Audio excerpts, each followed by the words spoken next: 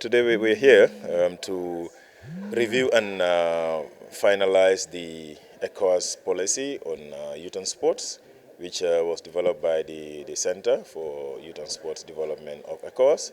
And of course, there has been a lot of process in the past few years, including the youth consultation. And this week they had the experts consultation, which is of course the review and the validation. And the ministers are today and tomorrow looking at the final document with the objective of approving it.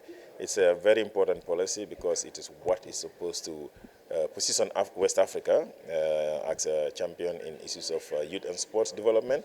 But of course, you need a guideline to be able to determine how you're going to do that work, and that is not supposed to be each country. Yeah, you can have each country have their own policy, but the ECOWAS one will be the one that will be seen to be for the ECOWAS region.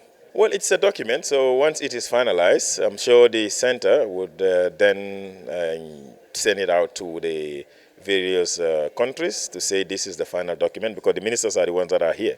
And whenever they finalize here, it means they're agreeing to it. So the role of ECOWAS would be to distribute it to the rest of the West African countries, and each country is supposed to adopt it as a policy for the region, but also domesticate it, streamline it to reflect your country's realities and be able to move on with the implementation of the policy. And for us from the Gambia, and I'm sure other countries from West Africa, this is very important for us because it is always good to align our work with each other, to learn experiences from each other, and move forward as a region. And we all know the challenges of young people in this country. Minister Speaker said it before, the issue of illegal migration, the issue of unemployment, the issue of sports development, and the lack of adequate financing. These are all things that are very relevant, and we believe the outcome here would be important for us moving forward. I believe the youth position in the ECOWAS country is important. I mean, you talk about leadership, I think that's the beginning of it.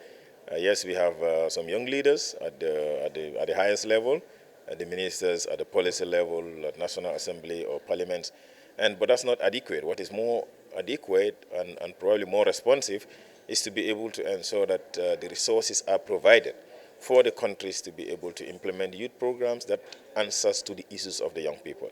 If you talk about illegal migration, if you talk about unemployment, talk about young people in agriculture or young people in digitization and AI and all of that, these are all issues that cannot move forward if the adequate financing is not there, if the capacity of the individuals is not there, if you don't have institutions that respond to these issues. So these are all things that are relevant. Yes, there has been a center, they've been doing so well, but we believe that at the country level, governments must be able to recommit more support, more financing to the ministers and the ministries responsible for issues to respond to them. And we believe that will happen moving forward.